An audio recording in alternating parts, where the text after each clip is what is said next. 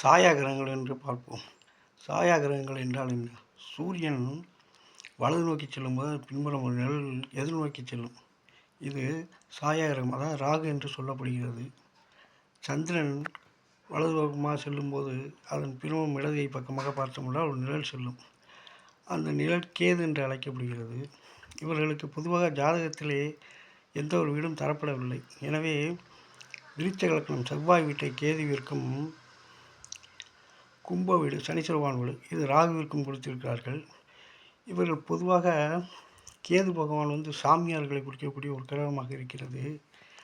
ராகு பகவான் சனி, அதாவது நாடோடிகள் கூட்டத்தை குறிக்கக்கூடிய என்று வைத்துக் கொள்ளுங்கள். பொதுவாக கேது பகவான் செங்கடல் பகுதியை குறிக்கக்கூடியவர். சவுதி அரேபியா என்று சொல்கிறோம்னா அந்த செங்கடல் பகுதியை குறிக்கக்கூடியவர்.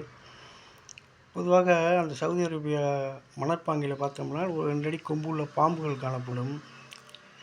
ராகு பகவானை பொறுத்தவரை சதுப்பு நாடுகளை குறிக்கக்கூடியவர். அது கருஞ்சுருட்டை பாம்பு என்று கேள்விப்பட்டிருக்கும் கிராமங்களில் அந்த வகையை குறிக்கக்கூடியவர்.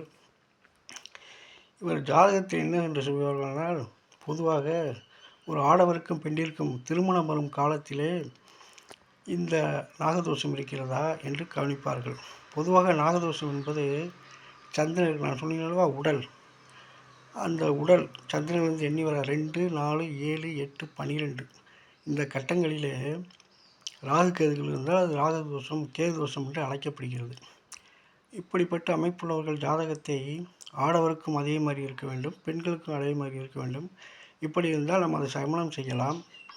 ஒருவேளை கட்டங்கள் மாறி இருக்கலாம். இந்த 2, 4, 7, 8, 12 கட்டங்கள் மாறி இருக்கலாம். பட் அது சமமாக இருக்க வேண்டும். இதனோடு வேறு கிரகங்கள் இருந்தால் அது தோஷம் இல்லை என்று சொல்லப்படுகிறது. என்றால் நாம் இப்படி இருக்கும் பட்சத்திலே நாம் ஜோதிடர்களை சென்று அதற்குரிய ஜாதகங்களை பொருத்தமாக சேர்க்க வேண்டும். நாம எதுவும் செய்து கொள்ளக்கூடாது.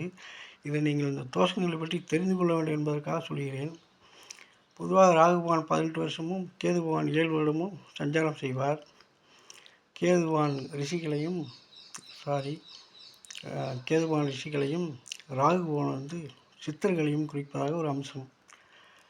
ஆக மொத்தம் உடற்பகுதி என்று பார்த்தோம்னா கேது நுரையீரலை குறிக்கும், ராகு பகவான் குடற்பகுதியை குறிக்கக்கூடியவர். இவர் 2ஆம் இடத்தில் இருந்தால் குடும்பங்களை பாதிப்பார், 4ஆம் தனத்தை பாதிப்பார். 4ஆம் இடத்தில் இருந்தால் தாயார், வண்டி, வாகனம், போக்குவரத்து இவர்களில் பாதிப்பு ஏற்படும். 7ஆம் என்று சொல்லக்கூடிய களத்திர ஸ்தானத்தில் அமைந்தால் களத்திரம் பாதிக்கப்படும். 8ஆம் இடத்தில் இருந்தால் தீராத நோய், வம்பு, வழக்கு அதெல்லாம் எதிர்க்க வேண்டிய ஒரு சூழ்நிலை வரும். 12ஆம் இடத்தில் இருந்தால் அயன சயன தூக்கத்தில் கெடுப்பார். எனவே கல்யாணம் பண்ணும்போது நாம் பொருத்தமாக பார்க்க வேண்டும். இவரோடு வேறு கிரகங்கள் சேர்ந்தாலும் பார்த்தாலும் தோஷம் என்று சிலர் சொல்லுவார்கள். இருந்தாலும் நீங்கள் ஜோதிடரை பார்த்து கொள்ளுங்கள். இதுதான் ராகு கேது தோஷம் என்று சொல்லப்படுவது. நன்றி, வணக்கம்.